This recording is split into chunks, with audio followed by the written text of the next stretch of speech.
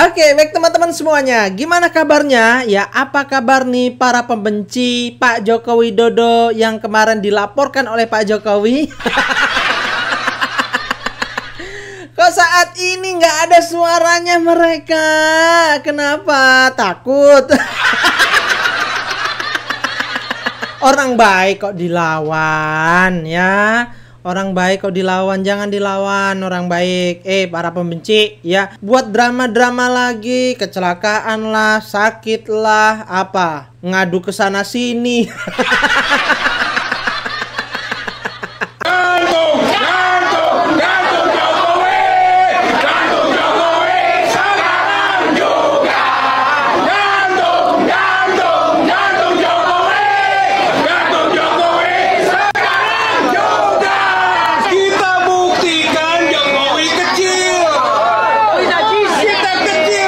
Ini tuh yang namanya kritik.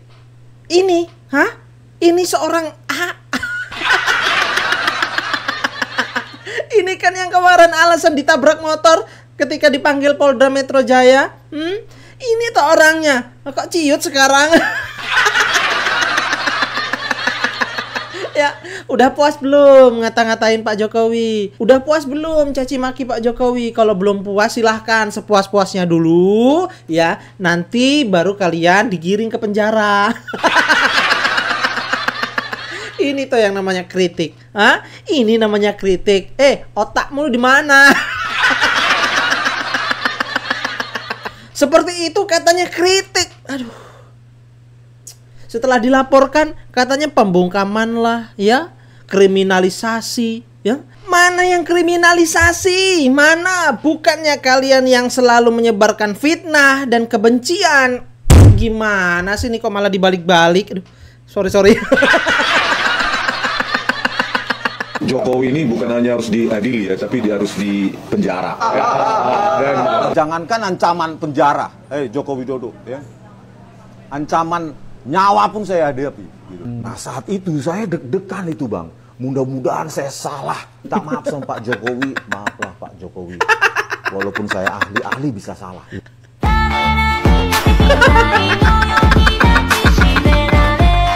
Gimana Bang Rismon? Sekarang makin deg-degan kan dilaporin? Makin deg-degan lah, masa enggak? Gimana? Mau minta maaf? Dimaafkan, tapi proses hukum tetap berjalan.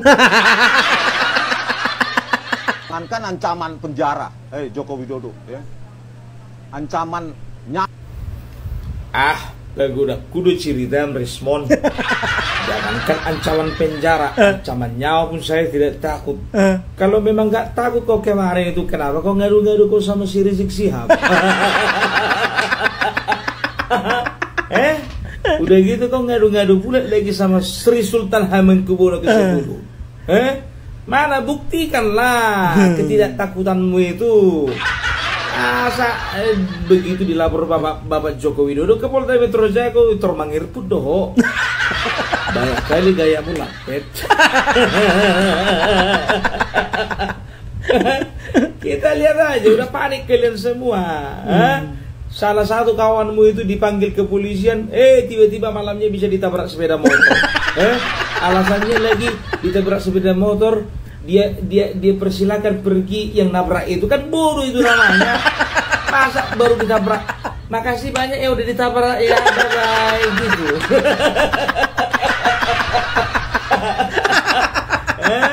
Terus itu lagi si Kurnia itu, diperiksa lebih daripada 9 jam.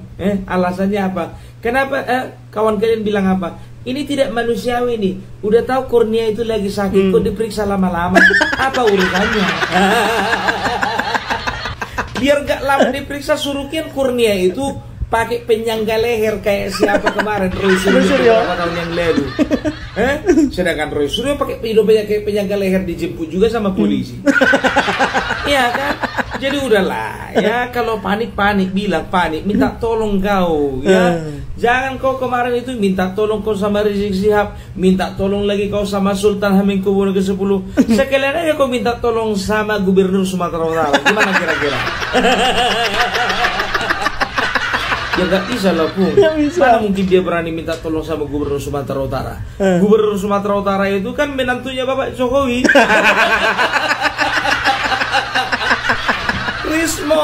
Rismon, melu Rismon. Malu kau Rismon, malu. malu.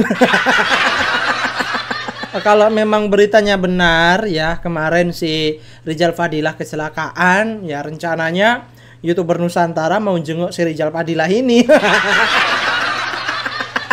Kita akan jenguk mereka ya. Kalian tahu, dari semua kejadian atau peristiwa kecelakaan di muka bumi ini, ya, yang paling bikin aku penasaran adalah peristiwa kecelakaannya Rizal Fadilah ditabrak motor tadi malam.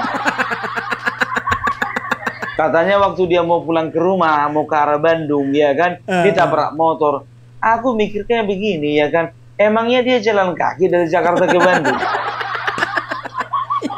Aku yang bodoh atau memang aku lagi dibodoh-bodohi? Tahu nggak kalian?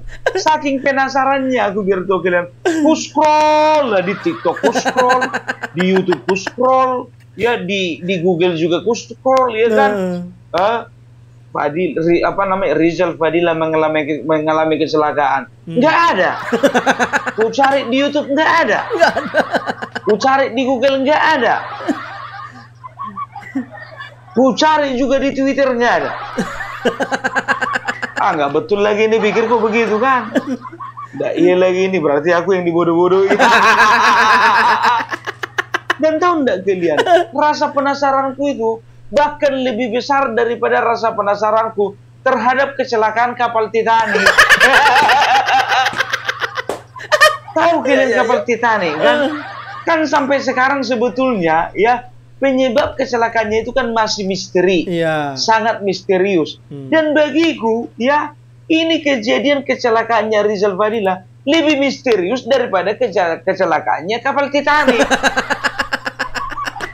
Bayangkan kalian berapa yang mati di dalam peristiwa kapal Titanic, tapi aku lebih penasaran dengan kecelakaannya si Rizal Fadilah.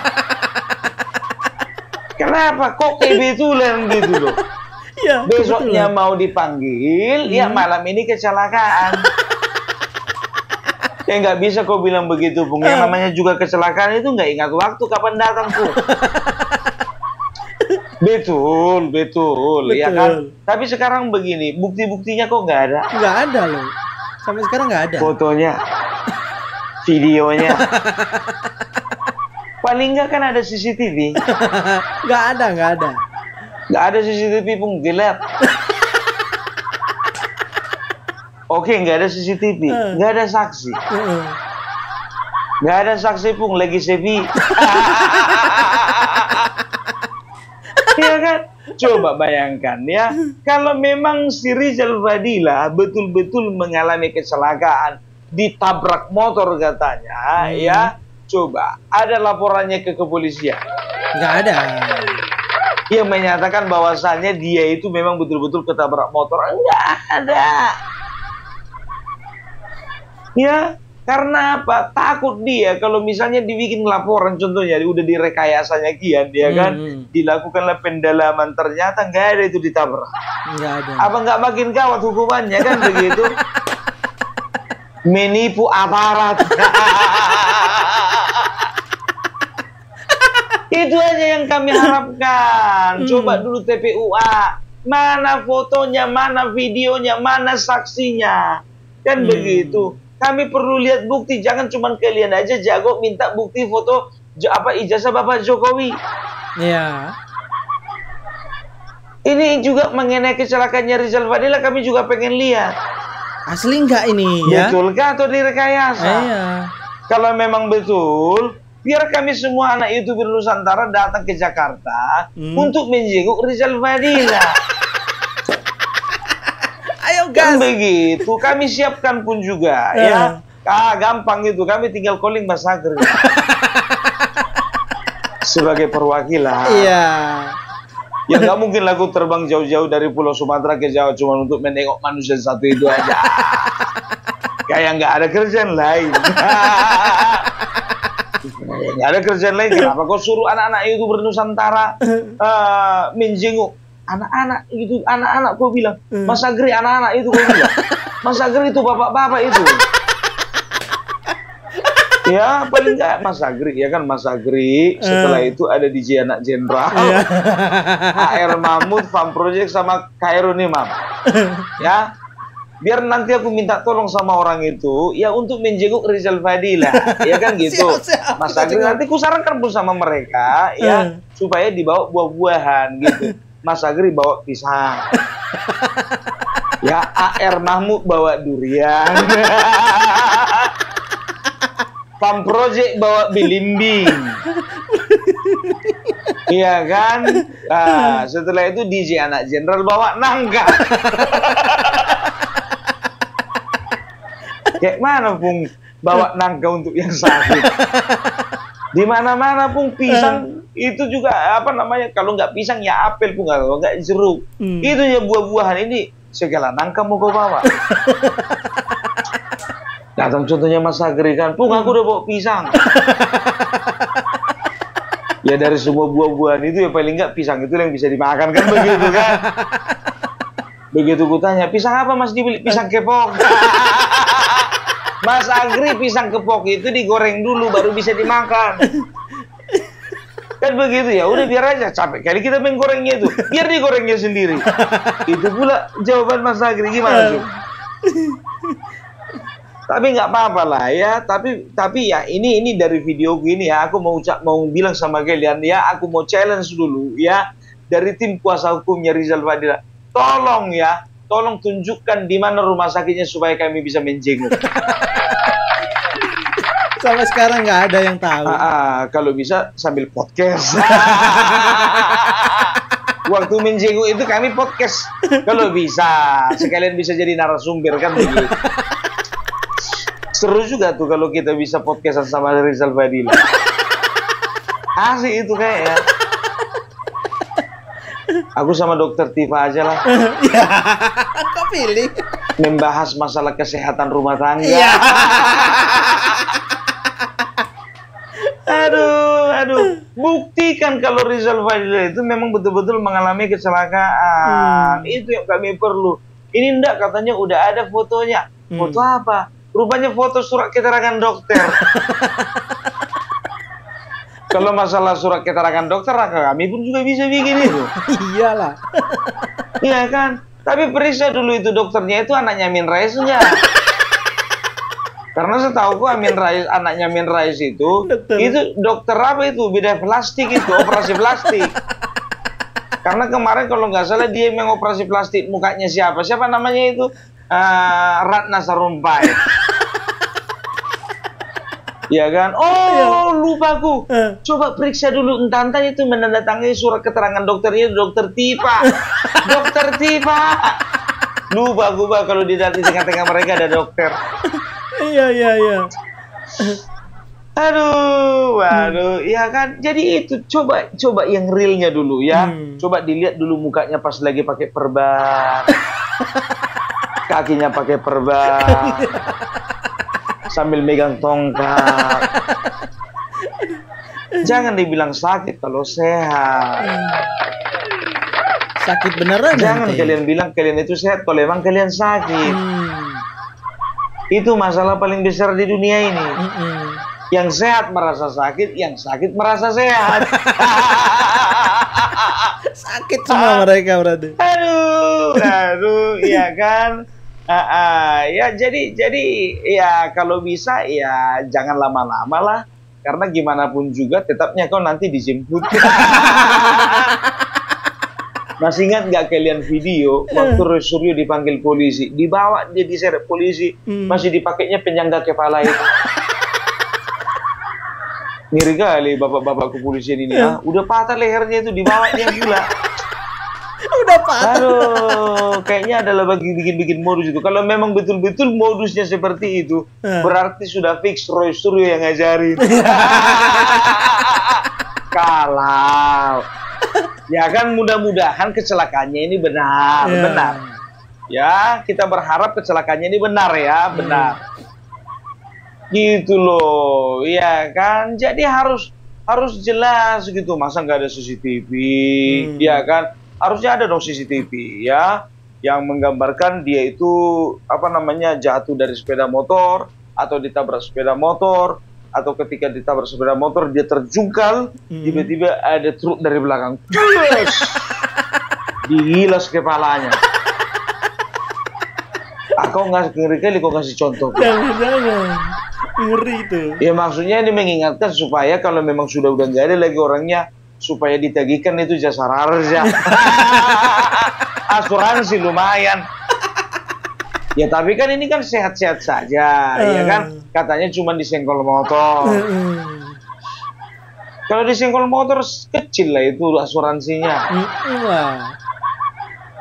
Iya, yang besar itu lumpuh, ya kan, patah kaki, atau tangan misah daripada pergi, apa namanya, misah tangannya ini dari badan, gitu. Kepala hancur sebelah. Itu lebih tinggi itu asuransinya itu. Aduh, tapi bicara tentang asuransi Virto, kalian ada pernah kayak gitu ya kan? Jadi ini bapaknya, ada apa namanya temanku ya kan, dia punya bapak udah tua kali lah, bisa dikatakan ini udah diprediksi umurnya ini kan gitu, udah sakit-sakitan, udah ya seumur-umuran si Rizal Fadila inilah, udah sakit-sakitan, tapi dia nggak pernah bilang seret, adili, Jokowi, nggak pernah dia gitu, ya kan? Ini udah sakit-sakitan ini. Kau mau kemana? Gue bilang begitu. Mau ke kantor asuransi. Mau ngapain? Biar aku masukkan dulu asuransi bapakku ini. Kayaknya udah nggak lama lagi. Iya kan? Jadi nanti gimana kau membayar? Yang penting nggak apa-apa dibayar. Yang penting asuransinya aja dan hidup. Biar gak usah repot nanti pikirnya gitu kan. Nah, tahu nggak kalian?